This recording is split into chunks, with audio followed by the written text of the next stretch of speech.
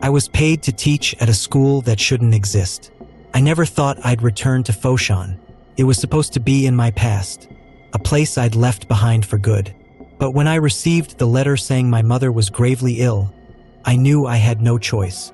So, with my freshly earned degree in education and dreams of a new life on hold, I made my way back to the village I thought I'd escaped forever. But the village was different now, warped by time and something more sinister. The streets were narrower, more twisted than I remembered. The buildings loomed over me, their facades cracked and crumbling. The villagers, once familiar faces, now barely acknowledged my presence. Their eyes shadowed with something dark and unspoken. The air was thick, heavy with a sense of wrongness that I couldn't quite place. As I wandered through the narrow alleys, trying to make sense of the changes, a faded flyer pinned to a crumbling wall caught my eye. The paper was old, yellowed with age, and the words on it sent a shiver down my spine. Seeking a high school teacher for a high-paying job. Teach for 10 days and earn 5,000 renminbi. Nanyue School. I stared at the flyer, my mind screaming that this had to be a joke. No school would pay that much, especially not out here. Yet, I couldn't tear my eyes away. I was about to rip it down when I overheard two women nearby, their voices low and tense. "That's the Nanyue School," one whispered, her voice trembling. "They say it's cursed. The last teacher, he just vanished." Vanished? My heart skipped a beat. I wanted to dismiss it as village superstition, but the words dug into me, festering like an open wound. I didn't believe in curses, but I couldn't shake the feeling that something was terribly wrong. And yet, curiosity and the promise of money pushed me to investigate further. The next day, I found myself standing outside Nanyue School. The building was ancient, its once grand facade now cracked and covered in creeping vines. The air around it was thick with a musty odor, like damp earth mixed with something rotten. Mr. Wong, the principal, met me in his dimly lit office. The moment I stepped inside, I knew something was off. The man's skin was pallid, almost translucent, and his eyes, too large, too dark, seemed to absorb the light. He didn't bother with pleasantries or even look at my resume. He just stared at me, as if trying to see something beneath my skin. "Are you sure you want to teach here?" he asked, his voice low and hollow, echoing in a way that made my skin crawl. "Do you really want to teach?" Every time I nodded, my confidence wavered. There was something wrong with him, something inhuman. I told myself it was just nerves, but deep down, I knew it was more than that. "Come tomorrow night," he finally said. 6 p.m. Your first class begins then. That night, I couldn't sleep. My dreams were plagued by visions of dark hallways that stretched endlessly into nothingness, of faces half seen in the shadows. I woke up drenched in sweat, Mr. Wong's eyes still burning in my mind. But I shook it off. I needed the money, couldn't back out now. The following evening, I arrived at the school just before 6. In the fading light, the building looked even more sinister, its windows dark and empty like hollow eyes. The moment I stepped inside, the temperature dropped. The walls seemed to close in, and the scent of decay grew stronger. Mr. Wong led me to a classroom at the end of a long, narrow hallway. The room was sparse, the walls stained with something I didn't want to think about. A single, flickering bulb hung from the ceiling, casting long, distorted shadows that twisted with every movement. "Class is from 7 p.m. to 2 a.m., he instructed, his voice now a mere whisper, a sound that seemed to come from all around me. "You must stay in the classroom. Do not leave. Do not wander. Just sit at your desk. Understand?" I nodded, though a deep sense of dread had settled in my gut. The hours made no sense, and the atmosphere in the room was oppressive, as if the very walls were watching me. But the money, it kept me rooted in place. As soon as Mr. Wong left, the silence became unbearable. It wasn't just quiet. It was an unnatural absence of sound, like the world had been muted. I tried to distract myself by arranging my materials, but the stillness pressed in on me, suffocating. Then I heard it, footsteps, faint at first, but growing louder, more distinct, echoing through the hallways. The students entered the room in single file, their faces pale, eyes downcast, and movements unervingly synchronized.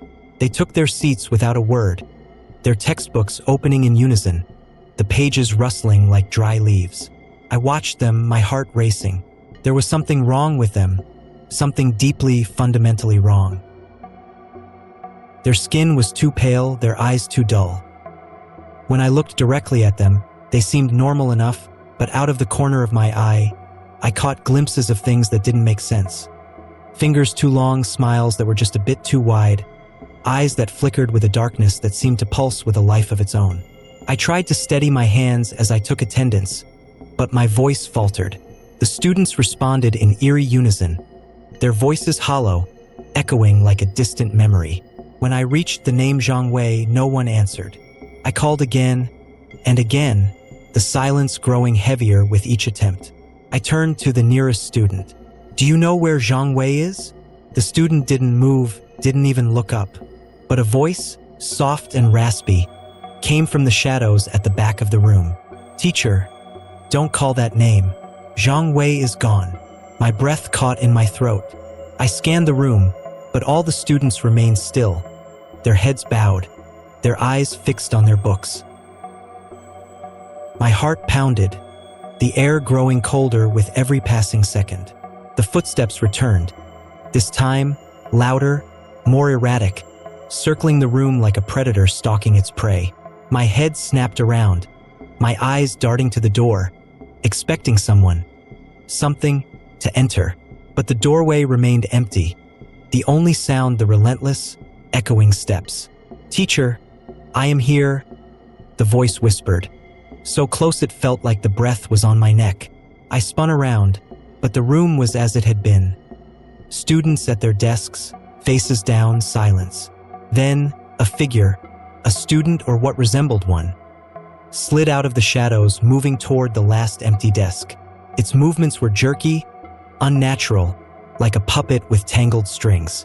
It sat down, head bowed, hands twitching on the desk. I forced myself to breathe. It had to be Zhang Wei. I was just tired, imagining things. With shaking hands, I marked Zhang Wei as present. But as I did, something cold and clammy wrapped around my wrist. I gasped, the air freezing in my lungs. "I am not Zhang Wei," the voice hissed, cold and sharp, slicing through the silence. The grip tightened, the cold seeping into my bones, numbing me to the core. "Zhang Wei is no more. My name is Lu Guan." The hand released me, leaving my wrist burning with icy pain.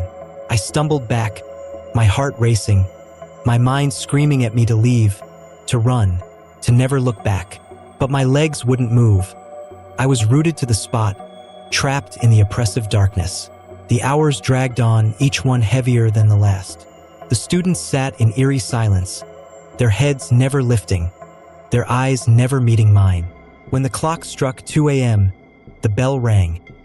A deep, distorted sound that reverberated through the room, vibrating in my skull.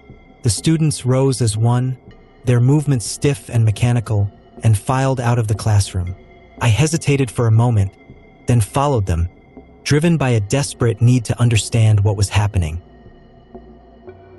They led me through the darkened hallways, the walls seeming to close in around me, the air growing thicker with every step. The students moved with unsettling purpose, their feet barely touching the ground, their bodies swaying like reeds in a storm. They led me to a building at the back of the campus, its door ajar, the darkness inside swallowing the light. Just as I was about to step inside, a voice hissed from the shadows, "Teacher, turn back. Turn back before it's too late." I froze, my heart hammering in my chest. I blinked, and in that instant, the students vanished, leaving me alone in the suffocating silence. I stumbled back to the teacher's lounge, my mind racing, my body trembling with fear. I collapsed onto the bed, but sleep offered no escape. The moment I closed my eyes, the nightmares came, visions of dark hallways, of twisted figures with too many limbs, of eyes that glowed with an unnatural light. And then the laughter began, high-pitched, childlike, and full of malice.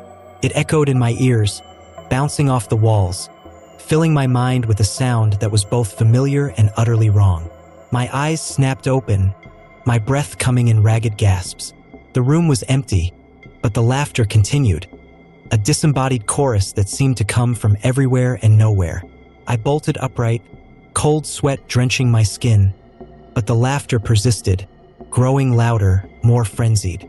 Suddenly, it stopped, leaving a silence that was even more terrifying. I lay back down, my body trembling, my mind screaming at me to leave, to get out while I still could. But sleep dragged me down once more, pulling me into a nightmare from which there was no escape. A hand, cold as death, wrapped around my throat, squeezing until I could barely breathe. A weight pressed down on my chest, crushing the life out of me. I struggled, panic surging through me, but I was trapped, paralyzed. My eyes flickered open, but the room was pitch black. My mind screamed in terror. I had left the light on. Why was the room dark?